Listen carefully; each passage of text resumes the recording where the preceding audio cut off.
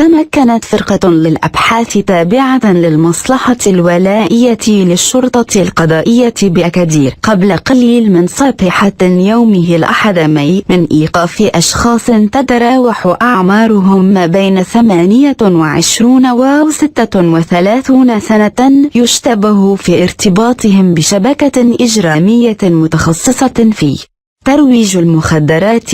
وحسب مصادر مطلعة فعملية الإيقاف تمت بعد القيام بسلسلة من الأبحاث والتحريات الميدانية أعقبتها عملية مراقبة وترصد مكنت من ضبط المشتبه فيهم على مثل سيارة للأجرة من الصنف الثاني تاكسي صغير، حيث كانوا يستغلون العمل بسيارة الأجرة للتمويه عن نشاطهم الإجرامي.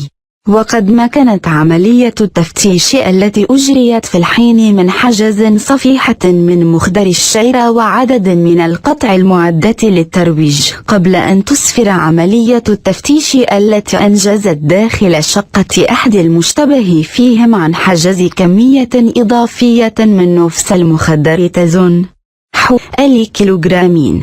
وتم الاحتفاظ بالمشتبه فيهم تحت تدابير الحراسة النظرية رهن إشارة البحث الذي يجري تحت إشراف النيابة العامة المختصة.